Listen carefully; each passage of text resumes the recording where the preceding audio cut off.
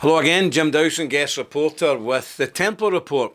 And today I would like to wish all our American, Canadian, Australian, New Zealand, South African, Rhodesian, everybody who was allied in the Second World War, because today we're preparing to remember the momentous events of the D-Day landings.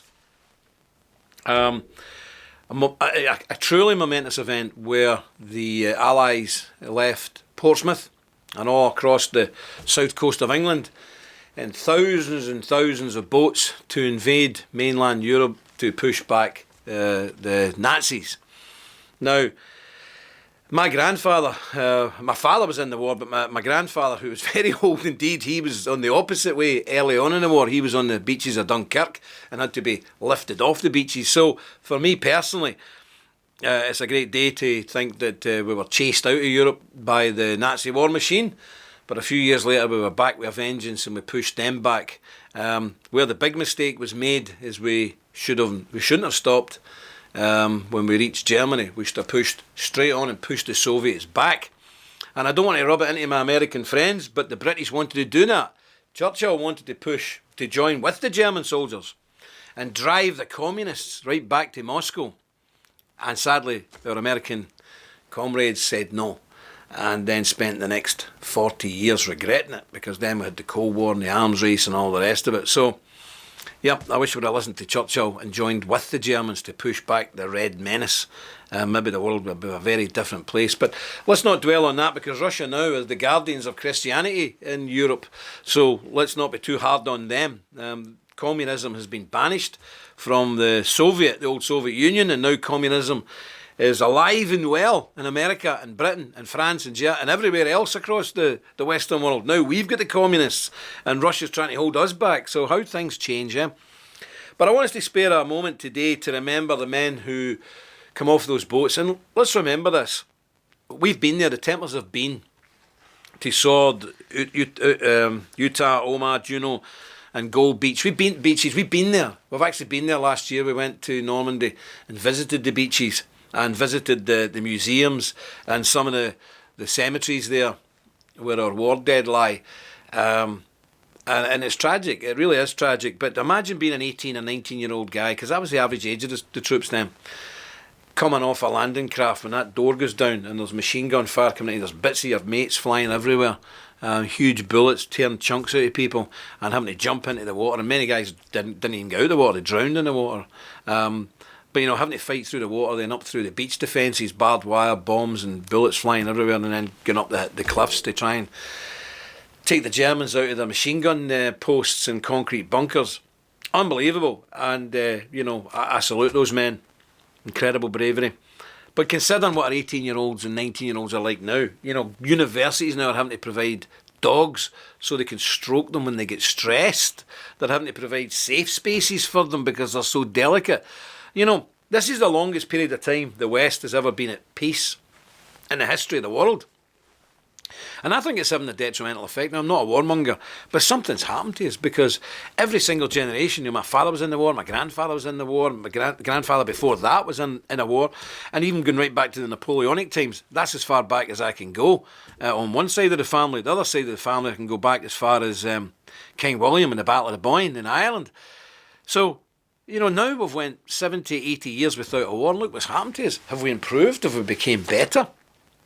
We've completely disintegrated.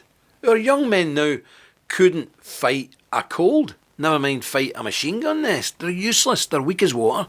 They're bigger than they've ever been. They're down the gym pumping weights, they're all sculptured and tanned up and buffed up, but they're as weak as water. They couldn't fight sleep. And that's where we are, and they're becoming transgender, non-binary. They don't know what they are. They're just away with it. They've gone. They've just lost the plot. And I think any young man who goes through life without an experience of near death doesn't appreciate life.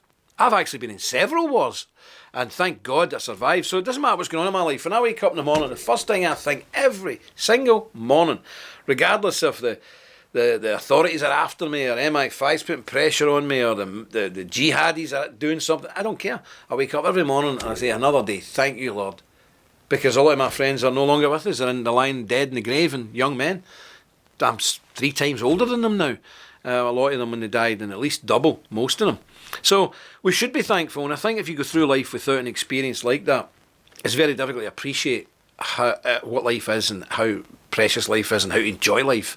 You know, even when you're sitting in a prison cell, it's still enjoyable. It's better than being on Omaha Beach, I can assure you, or the trenches of the Somme. So we have to get in perspective, and a lot of people nowadays are killing themselves because they don't have the right abs, they don't have the right muscles, they don't have the right teeth.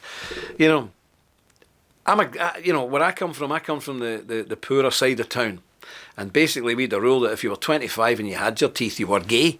So most of these are false, I can assure you. They've been punched out over the years and whatnot. But that was normal back in the day.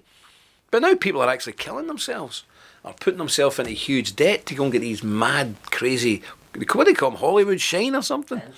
Denture. No, they're not denture, they're screwed in. Hollywood thing and all this. And that is the sum total of their life. They have no real meaning. Well, I would like to address this to people today who are self-obsessed especially. And think, if you think your life's bad because you don't have white enough teeth or you don't have big enough pecs, think what your grandfather went through in Omaha Beach, Sword, Gold, Juna. Think what they went through. And then once they'd done all that, they had to fight their way across France and into Germany and losing their friends and being under constant threat of death at any moment. Death could have got them. And think of where you are now. You're moaning because you don't have the right job, your girlfriend's fat. I don't know what bothers people nowadays, but it's nonsense. It's nonsense. And we should remember these men. And remember, it wasn't just the Americans that stormed Normandy. It was all the people of the great British Commonwealth, their old empire. And I salute them also. And I would like to thank everybody who's still alive for their sacrifice. And I would ask you to join with us and remember those who lost their lives and their families that were left behind, the sons, the young daughters, the wives, the mothers that were left behind. Let's just spare a moment today to remember that. And I would like to especially thank President Donald Trump for coming here to Britain and showing his presence at the celebrations. And they are celebrations for freeing Europe. But freeing Europe for what when you look at us now? But he's here. There's not been, I said the other day there was going to be, 250,000, what were they left? He said 250,000 people were going to demonstrate against Donald Trump. There was a couple of thousand of oddballs, misfits, green-haired, pierced weirdos, and they would turn up at the opening of an envelope, so it makes no difference. They probably didn't even know what they were protesting about. They just get paid by Soros to turn up and make a lot of noise. But you know, a lot of people are supporting Donald Trump in Britain, I can assure you. And yesterday I seen the most remarkable thing outside Buckingham Palace. The news reporters were obviously going about trying to get people who were going to say bad things about Donald Trump being here. And they went straight over to 2 black men, 2 big, buffed up black guys. And they were American. And they said, what do you think of Donald Trump? And the 2 black guys said, we think he's wonderful. They were as gay as you could ever imagine. And they pulled out their Trump hats and put them on. See, 2 big black American gay guys outside Buckingham Palace, shocking the life out of the BBC by saying, we think Donald Trump's great. He's the best president we've ever had. So that really raised a smile across Britain. And it broke all the stereotypes. And well done, those guys. Really, I'm sure President Trump would appreciate it. But again, spare a thought for the events of today.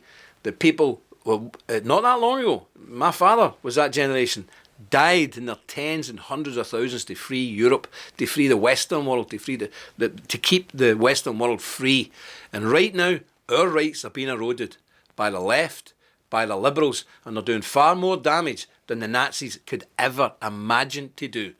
So redouble your efforts. Remember their sacrifice. Let their blood nourish us in the sense that we will resist to the very end. We will fight until the very end to keep what was given to us as a legacy. By their sacrifice, we will also do our duty to keep this land free for our sons, for our grandsons and our granddaughters. God bless you. Soldiers, sailors and airmen of the Allied Expeditionary Force, you are about to embark upon the great crusade toward which we have striven these many months. The eyes of the world are upon you. The hopes and prayers of liberty-loving people everywhere march with you.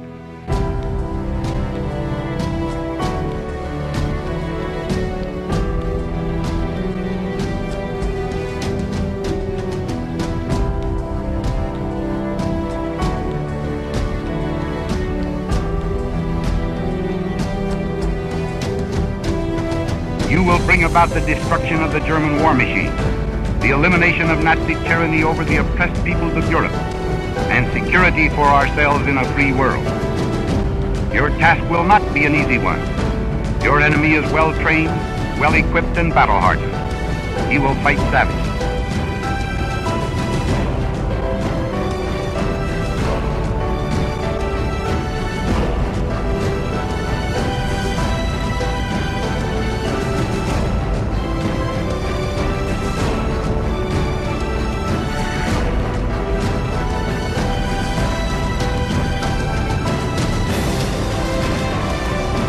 The tide has turned. The free men of the world are marching together to victory. I have full confidence in your courage, devotion to duty, and skill in battle.